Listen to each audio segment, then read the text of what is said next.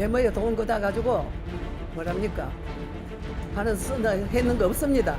할머니한테 써야지요. 예? 내가 그 해가지고 그다음 돈인데 왜 지금 마음대로 씁니까? 전국 할머니한테 써야 되는데 전국 할머니한테 쓰는 게 없잖아요.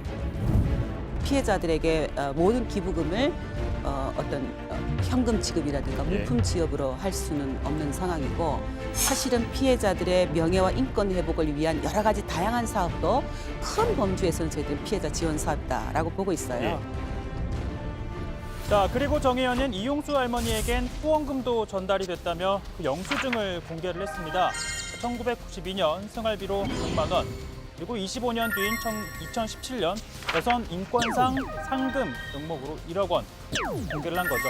자, 그러면서 윤미향 당선인은 할머니의 기억이 달라졌다라고 했습니다.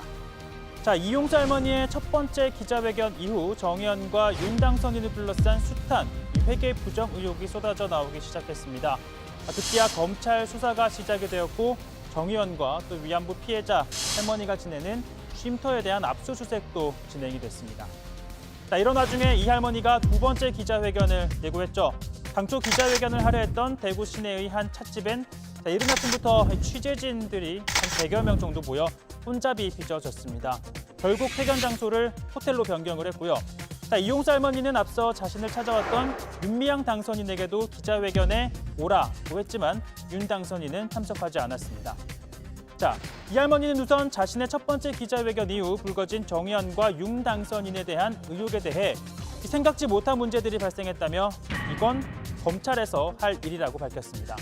자, 그리고 오늘 기자회견의 대부분에 차지한 주장은요. 그동안 위안부 할머니들이 정대협의 이용을 당했다라는 겁니다. 자, 주장을 좀 정리해보면 정대협이라는 단체는 당초 근로정신대, 그러니까 일제에 강제로 끌려가 노동을 착취당했던 피해자를 위한 단체였는데 그러니까 위안부 피해자들과는 관련이 없는 단체였다라고 주장합니다. 정신대 대책 협의해마. 정신대 문제만 하지. 지금은 무슨 권리로 위안부 피해자를 만두의 고용으로 사용했습니다. 할머니 어디 갔다 왔습니까?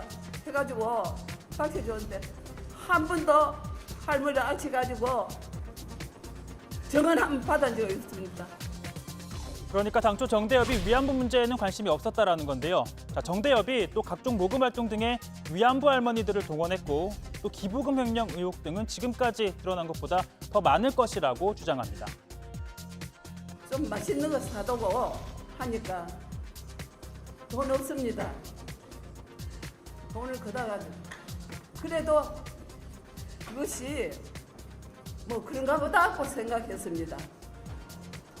어디 가도 또 교회 가도 또 돈을 주면 그걸 뭐 그런가 보다 생각했는데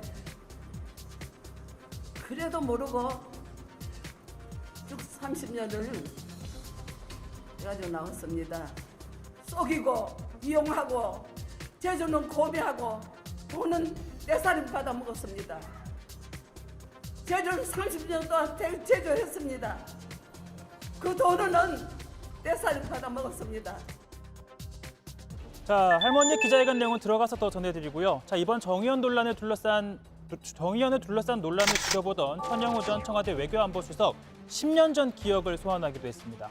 자, 이명박 정부 당시 위안부 문제 해결을 위해 일본 정부가 내놨던 안은 이 주한 일본 대사가 직접 위안부 피해자들을 만나 일본 총리의 사죄가 담긴 친서 그리고 보상금을 전달하는 것이었다라고 설명을 하는데요.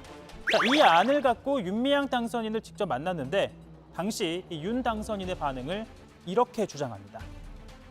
저는 위안부 문제가 이렇게라도 해결되면 정대협이 좋아할 줄 알았는데 윤미향 대표의 얼굴에 아주 곤혹스러운 표정이 가득하더라고요. 정대협이 순수한 마음으로 위안부들의 이익을 진정으로 대변하는 줄 알고 있었는데 윤미향 대표의 표정을 보고서야 정대협과 위안부 할머니들의 이해관계가 다를 수 있구나 하는 걸 제가 깨달았습니다. 자, 천 전 수석은 일본 요미우리 신문과도 같은 취지의 인터뷰를 하면서 이 정대협을 위안부 피해자를 위해서가 아니라 자신의 이익을 추구하는 단체로 묘사를 합니다. 물론 자신의 이 주관적인 느낌에 의존을 해서 마치 그동안 정대협이 해온 위안부 인권운동 그 자체를 부정하는 것처럼 비춰지고 게다가 일본 언론과의 인터뷰에서 이를 쏟아낸 건 적절치 않아 보입니다. 자칫 일본 우익에게 위안부 문제와 관련된 빌미를 줄 수도 있다는 비판이 나옵니다. 정의연의 노력을 싸잡아 매도하려는 구구 세력의 반역사적, 반인륜적 작태는 즉각 중단되어야 합니다.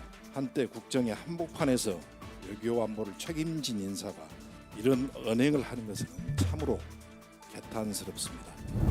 fujiTV는 전영우 이사장의 발언을 언급하며 한일 간 현안을 해결하려면 한국 시민단체에 변화해야 한다라는 주장까지 내놓고 있습니다. 자, 이용수 할머니 역시 나는 위안부 인권운동 자체를 없애자는 게 아니라 정의연 내에 있던 소위 적폐를 없애자는 것이라고 강조했죠. 하지만 일본 내 우익들 사이에서는 이번 사건을 악용하려는 움직임이 나오고 있다라는 주장도 제기됩니다. 결국은 위안부 문제 자체가 가짜다. 그러니까 손노예라는 거 있을 수가 없어. 있을 수가 없어까지가요.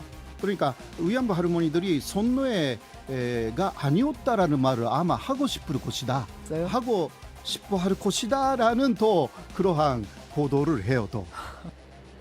사실 윤미향 당선인과 정의연을 둘러싼 논란을 지켜보는 국민들의 심경을 딱히 하나로 표현하기는 쉽지가 않습니다. 국가가 침묵하고 있던 시절 위안부 피해자들의 인권을 위해 싸워온 정의연의 가치와 또 제기된 의혹이 사실이라면 그 안에서 마치 관행처럼 쌓여온 잘못들이 충돌하고 있기 때문이죠. 바로잡을 건 바로잡고 또 이어나갈 건 이어나가는 계기가 되길 바랍니다. 자, 오늘 발제 이렇게 정리합니다. 이용수 할머니 정대협의 위안부 이용당해입니다.